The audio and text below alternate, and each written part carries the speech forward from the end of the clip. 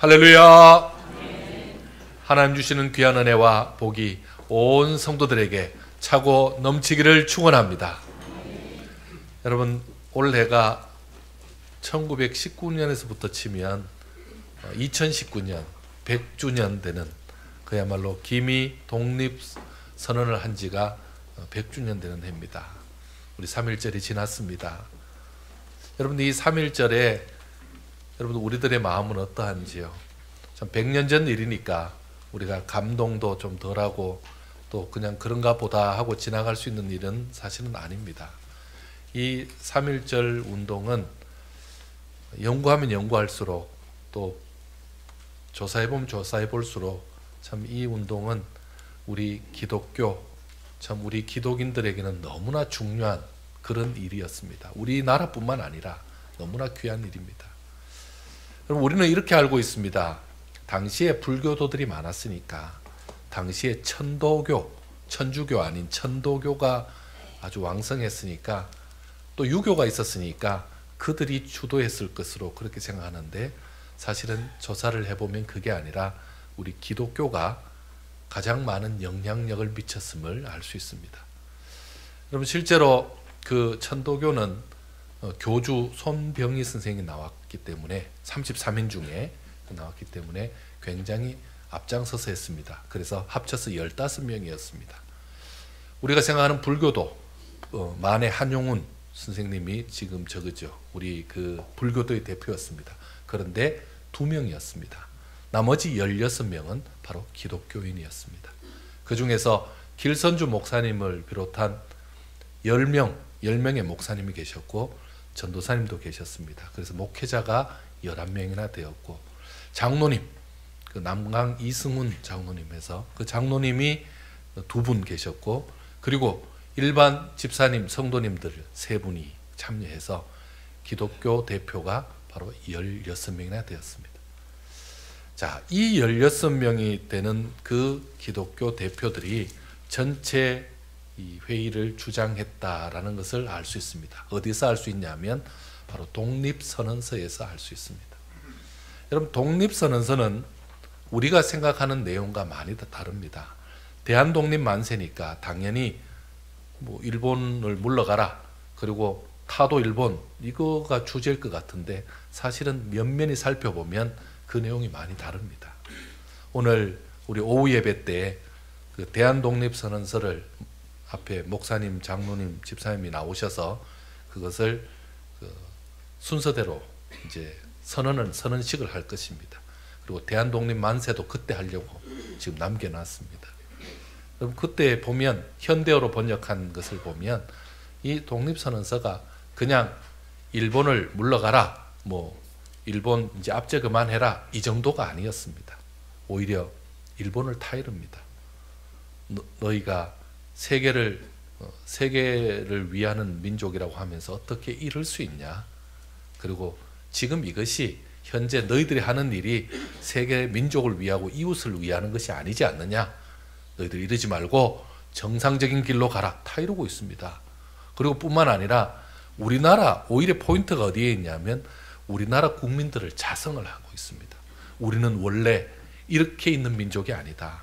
우리 민족의 그 민족성을 일깨우고 우리가 얼마나 창의적인 민족인가를 다시 한번 알려주고, 우리가 인류 공영을 위해서 일어서야 한다. 우리가 이렇게 있으면 안 된다.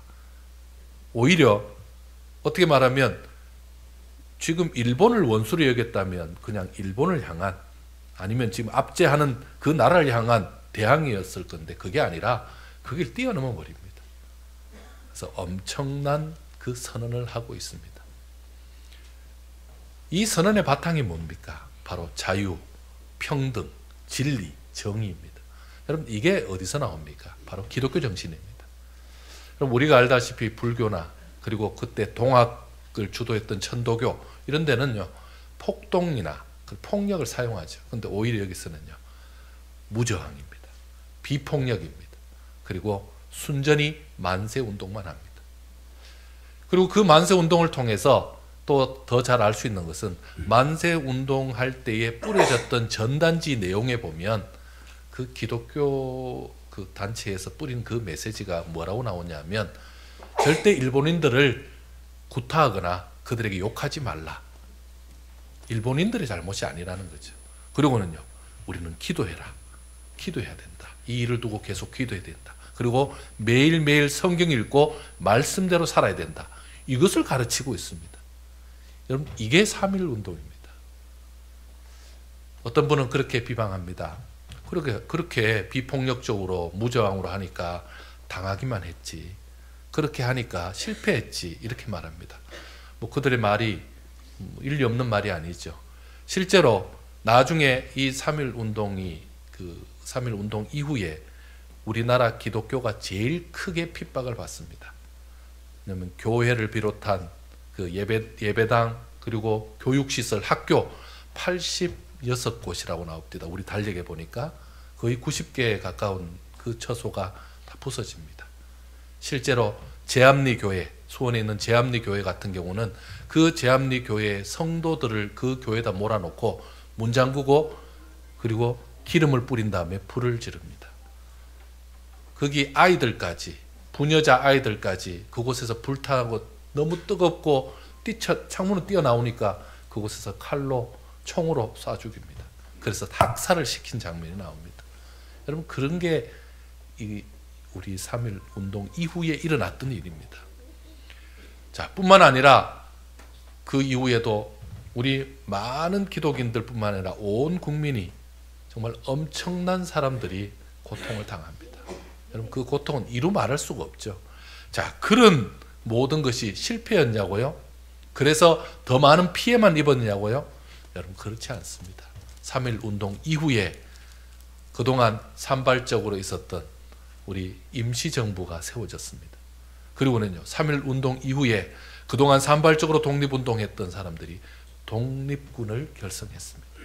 그리고는요, 일본도 그전에는 무단 통치로 그냥 무력으로 제압하다가 이렇게 하다가는 큰일 나겠다. 그래서 문화 통치로 바뀝니다. 또 뿐만 아닙니다. 3.1 운동을 통해서 우리나라는 무저항이었죠. 그리고 비폭력이었죠. 인원은 훨씬 많은 사람들이지만 돌 하나 들지 않고 몽둥이 하나 들지 않았죠. 그런데 반대로 저들은 총으로 쏘고 칼로 베는 그런 일들을 했죠. 그러니 오히려 이것이 세계 곳곳에 알려지면서 우리 한국 국민들의, 우리 민족의 독립 의지를 보여주었고, 그리고 일제의 만행을 오히려 규탄하는 그런 일들이 벌어지면서 우리가 나중에 8월 15일 독립했을 때에 독립국으로 인정받는 데 너무나 큰 역할이 된 것입니다. 여러분, 이것이 뿐만 아닙니다. 이런 일로 통해서 우리나라, 지금 현재 오늘날 우리나라까지 이어옵니다. 우리나라의 정신이 뭡니까? 3.1 운동의 그 정신이죠. 우리나라는 민주공화국이고, 그리고는요, 국민을 주인으로 하는 나라, 그 기틀이, 여러분, 조선에서 대한제국으로 오다가 다시 대한민국 민주공화정으로 발전하려면 그 과정이 우리에게 있었던 겁니다. 여러분, 그것을 우리 교회가 주도한 것입니다. 사랑하는 성도 여러분, 우리가 자부심이 좀 필요합니다. 당시에 1.2%, 많이 잡아도 1.5%밖에 되지 않는, 그리고 신앙에 들어온 지 30년밖에 되지 않는 그 나라에서 이런 엄청난 일을, 그리고 온 국민과 함께 했습니다. 여러분, 참 놀랍지 않습니까? 너무나 귀한 일을 감당했습니다. 오늘 우리는요, 100년이 지난 우리는 어떻게 보면 많이 후퇴했죠. 많이 지금 후퇴해 있습니다. 우리 너무 이제는 좀 달았다 그럴까, 아니면요 좀 이렇게 조금 너무 이렇게 깨를 얻었다 그럴까. 지금 우리는 조금 너무 지금 좀 뺀질뺀질해졌습니다. 그때 순수했던 신앙이, 여러분, 믿음으로 다시 한번 우리 하나님 앞에서 우리 선조들이 보여줬던 그 신앙 가지고 이 땅을 제대로 사는, 참 멋지게 사는 저와 여러분 되기를 축원합니다. 우리 옆 사람하고 한번 인사합시다. 신앙생활 멋지게 한번 해봅시다. 한번 인사합시다.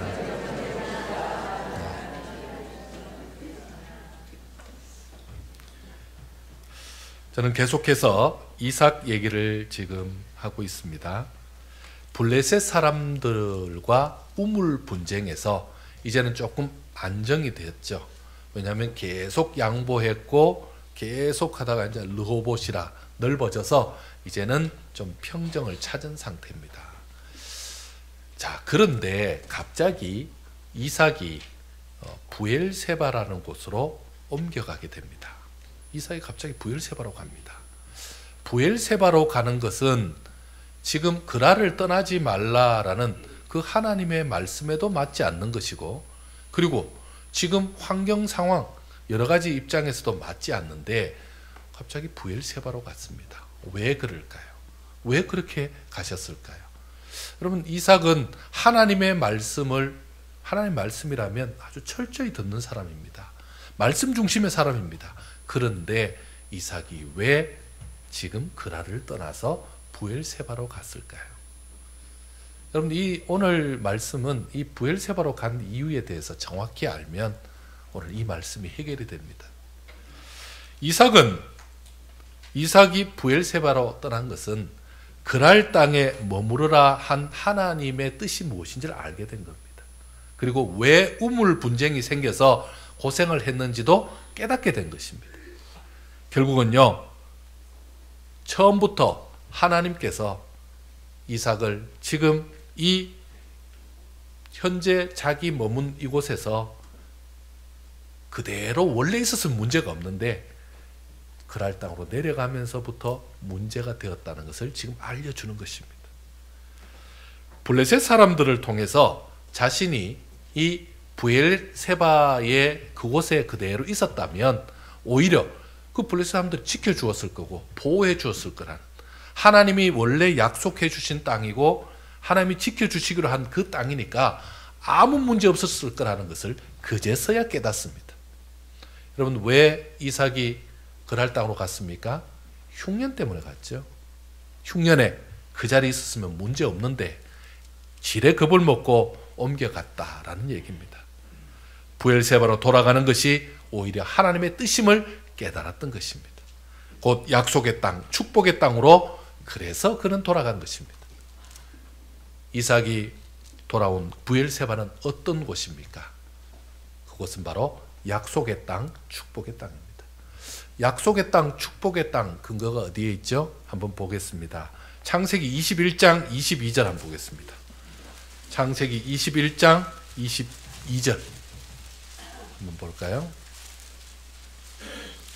우리 22절부터 25절까지 한번 보겠습니다. 화면 보이나요? 네. 우리 성경 볼까요? 21장 22절부터 한번 같이 읽습니다. 제가 먼저 읽을게요. 그때 아비멜렉과 그 군대 장관 비골이 아브라함에게 말하여 이르되 내가 무슨 일을 하든지 하나님이 너와 함께 계시도다.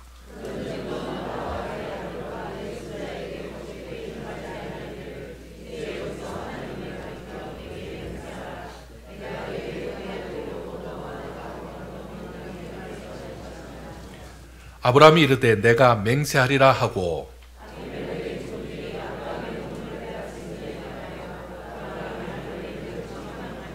네, 책망하니까 27절에 제가 읽겠습니다.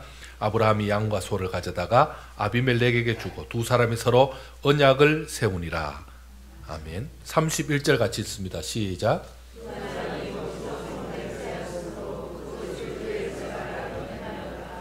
아멘. 그럼 부엘세바라 이름하였더라. 누가요?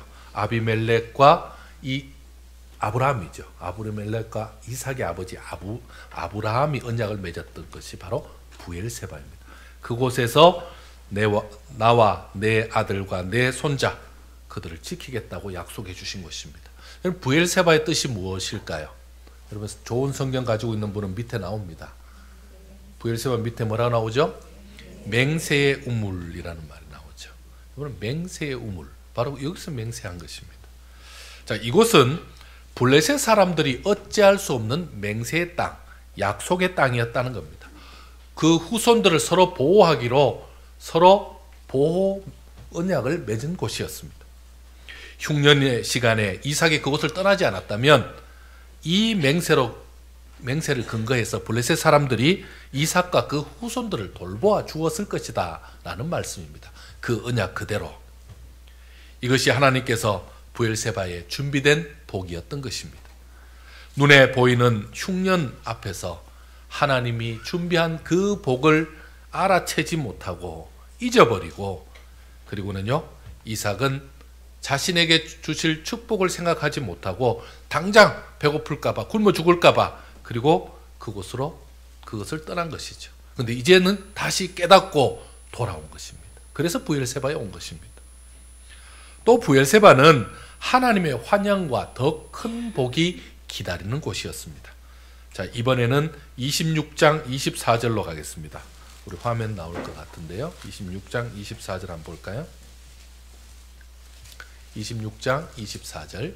예, 같이 한번 읽겠습니다. 26장. 예, 26장 24절. 예, 26장 24절. 예. 네. 그러면 같이 읽겠습니다. 시작. 그 밤에 여호와께서 그에게 나타나 이르시되 나는 내 아버지 아브라함의 하나님이니 두려워하지 말라. 내 종 아브라함을 위하여 내가 너와 함께 있어 내게 복을 주어 내 자손이 번성하게 하리라 하신지라. 아멘. 여호와께서 그 밤에 지금 누굴 찾아온 겁니까? 이삭을 찾아온 것이죠. 그리고는요, 지금 아브라함 때부터 약속한 그 약속 그대로 너를 축복하겠다, 그렇게 한 거죠. 이게 지금 하나님이 환영하시는 거죠. 하나님께서 앞으로 이삭과 함께 그 자손들에게 복을 주어 번성케 하리라 라고 다시 한번 재확인해 주신 거죠. 브엘세바로 돌아온 것은 바른 결정이고, 그리고 브엘세바로 돌아온 것이 하나님도 기쁘다라는 말씀이죠. 브엘세바는 하나님의 환영과 더 큰 복이 임하는 곳입니다. 또 브엘세바는 원수가 굴복하는 곳입니다. 원수가 굴복하는 곳. 이번엔 28절 한번 볼까요? 28절. 28절 같이 읽습니다. 시작.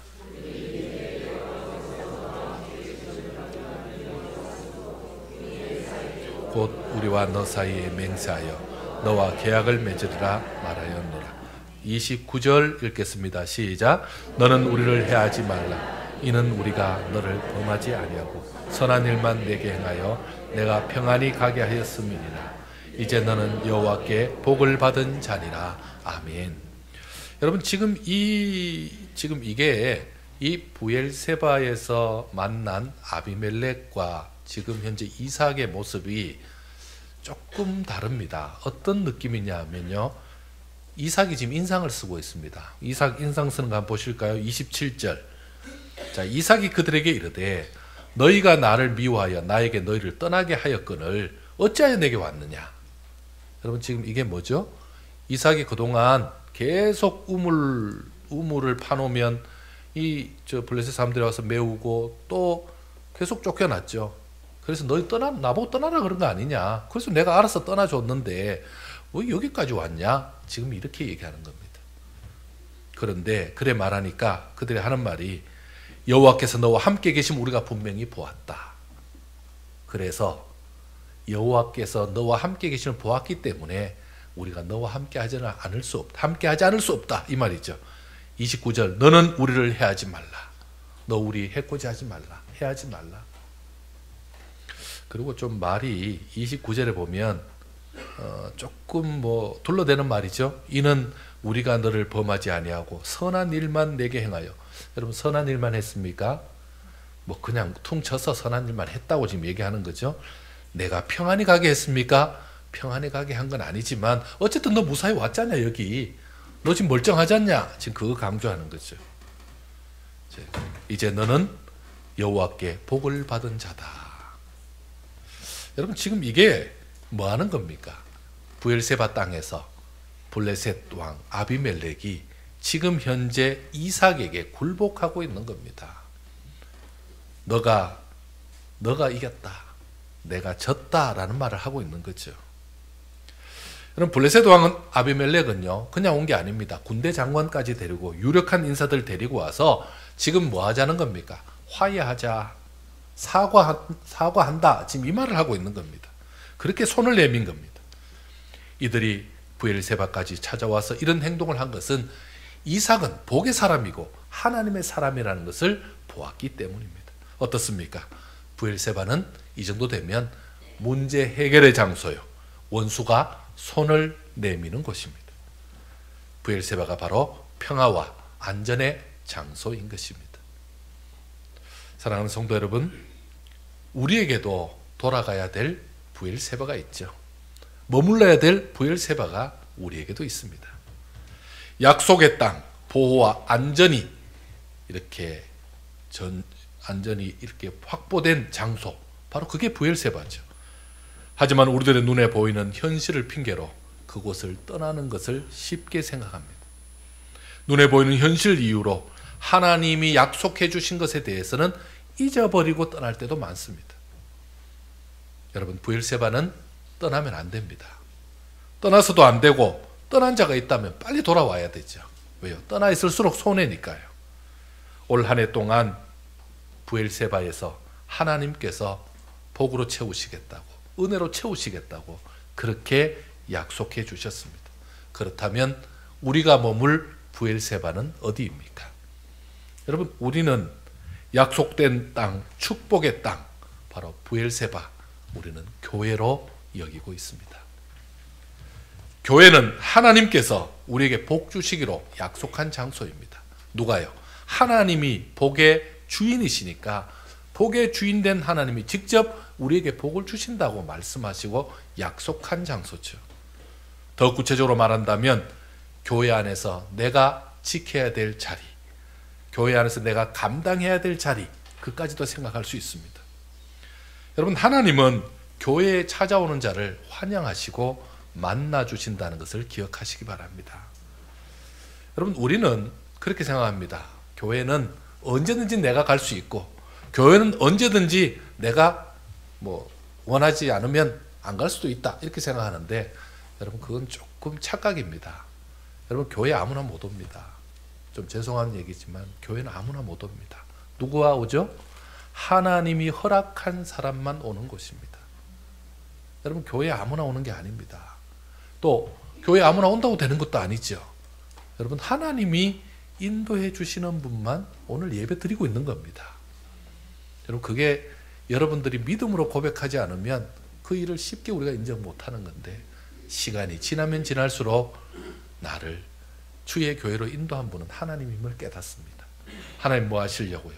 약속한 그 복을 주시려고 우리를 이곳에 지금 인도해 주신 겁니다. 교회를 떠나면 안 되기 때문에 하나님은 여러 방법으로 주의 사람들을 교회로 이끄시는 것입니다. 교회를 찾아서 예배하는 자마다, 교회 와서 기도할 때마다, 또 교회에 와서 나의 고통과 그 아픔을 토로할 때마다 주께서 응답해 주시는 겁니다.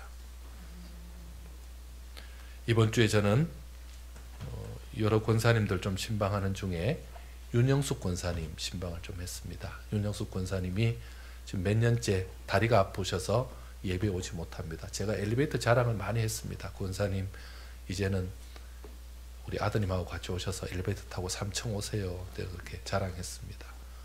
제가 이렇게 저와 우리 교인들이 열심히 만들어놨는데 권사님 구경도 안 오십니까? 제가 그렇게 얘기했습니다. 권사님이 지금 따님과 우리 큰아드님이 원래 교회를 다니셨는데 교회를 못 오고 있다고 안타까워하셔서 그렇게 같이 기도하고 권사님 건강 위해서도 기도해 드렸습니다. 그 따님이 원래 교회를 열심히 다녔는데 교회에서 상처를 입었답니다. 교회에서 사람에게 상처를 입고 지금 교회를 못 나오고 있답니다. 여러분, 어떻습니까? 교회는 상처 주는 곳입니까? 교회는 무슨 고슴도치처럼 다른 사람을 찌르는 곳입니까? 여러분, 정확히 말하면 교회가 그런 곳이 아니라 사람 사는 곳이 다 그렇습니다. 여러분, 사람 사는 곳이 다 그렇습니다. 그럼 집안에 있으면 괜찮을까요? 집안 식구들은 더 찌릅니다. 여러분, 사람 사는 게 그렇습니다. 그런데 아직까지 신앙적으로나 그리고 또 여러 가지 부분에서 이런 부분이 아직 완숙하지 않은 단계에 있는 사람들이 이런 것을 볼 때 이해가 안 되죠. 여러분, 저는 그런 생각합니다. 참 오랫동안 교회 생활 잘한 분들 참 대단한 분이기도 하지만 반대로 말하면 좀 독하다는 그 생각을 합니다. 여러분 이 독해야 견디는 데가 또 교회입니다. 뭐가 있어서 그게 신앙이든 그게 고집이든 뭔가 가지고 버티는 거거든요. 안 그러면요 힘든 게 너무 많습니다.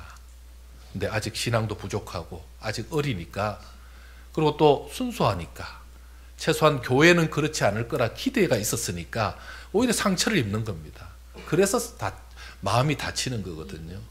그 마음이 다치면 그러면서 교회를 못 나오는 겁니다. 쉽게 용기를 못 내는 겁니다.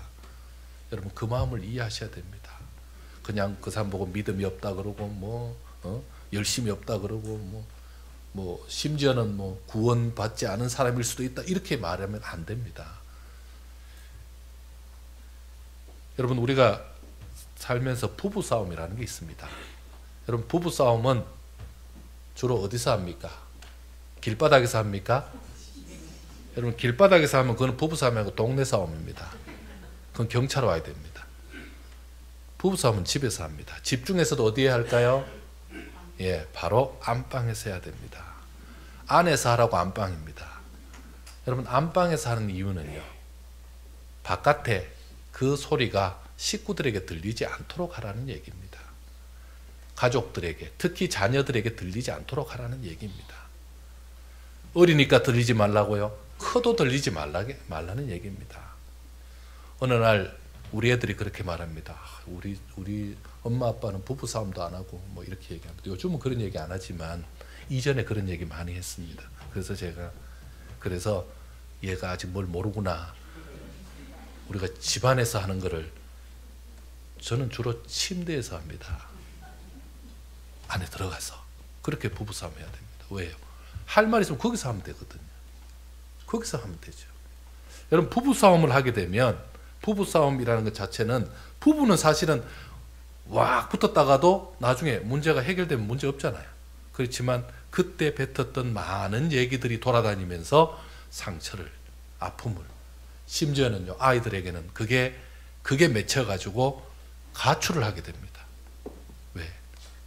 우리 아버지가 어떻게 엄마에게 저렇게 말할 수 있어? 우리 엄마가 어떻게 아버지한테 저렇게 할 수 있어? 이게 상처가 돼서 가출까지 하게 되죠. 여러분 오늘날 교회 상처 입고 나간 사람들은 우리 가출한 자녀들입니다. 가출하면요 흔히 비행 청소년 된다 그러더라고요. 여러분 그게 되는 겁니다. 그러니까 이게 부모의 잘못이죠. 그렇다면요 어떻게 해야 됩니까? 여러분 부부싸움 안 할 수 없습니다. 저희 교회는 이제 마치 부부 같은 관계가 당회입니다. 저하고 우리 장로님들이 부부 같은 관계입니다. 그러면요 당회에서 우리 어떤 일이 있을 때 열띤 토론이 있습니다. 여러분 말하다 보면 언성도 높아집니다. 왜? 심각하게 토론하니까 이것은 아닙니다. 이건 이래야 됩니다. 저래야 됩니다. 여러분 사람 많으면 다 각자 얘기가 있잖아요. 여러분 그게 좋은 겁니다. 그게 나쁜 게 아닙니다. 그냥 목사님 하자는 대로 무조건 다 해야 됩니다. 그렇게 하면 책임 누가 져야 되는지 아십니까? 제가 다 져야 됩니다.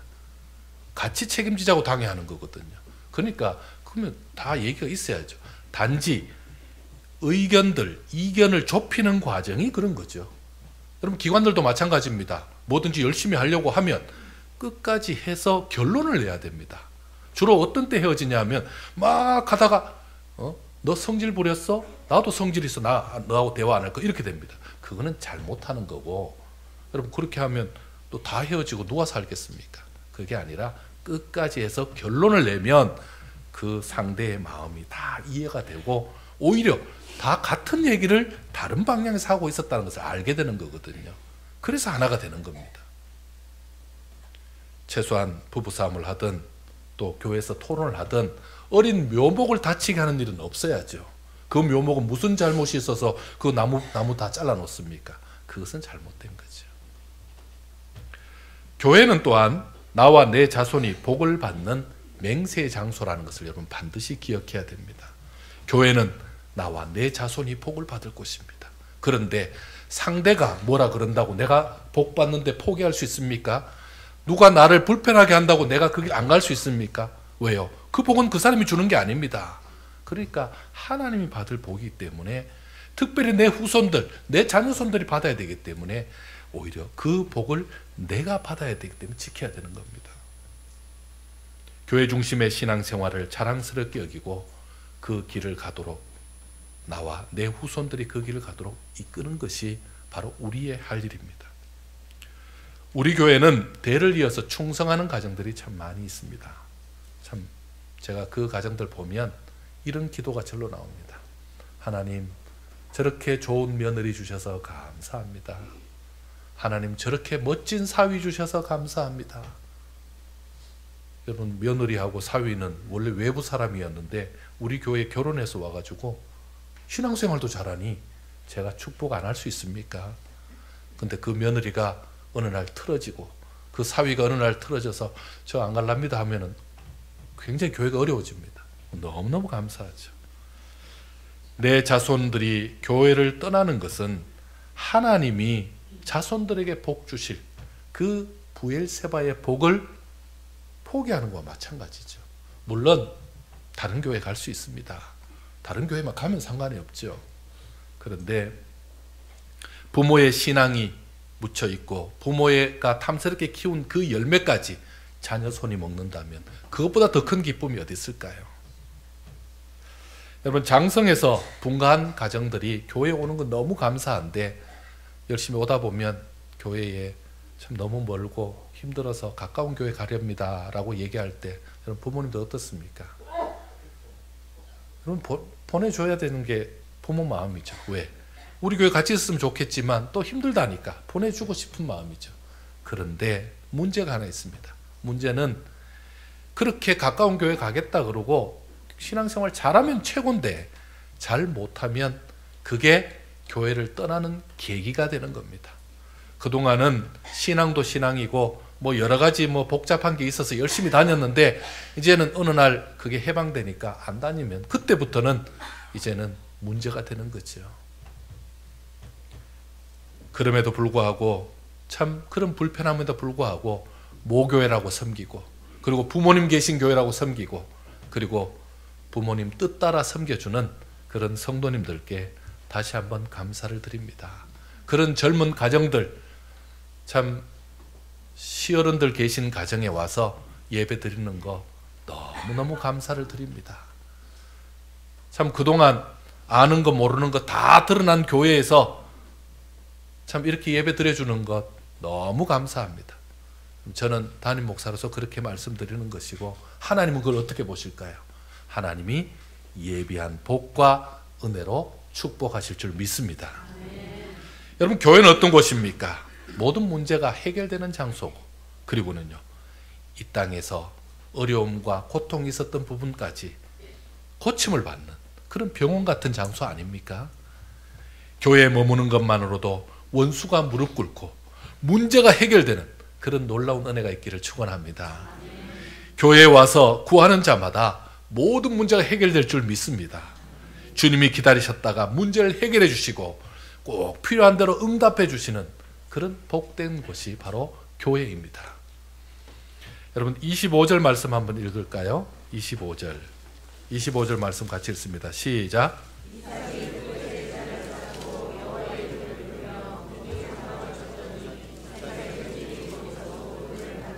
아멘. 우물을 팠더니 32절 같이 읽습니다. 시작.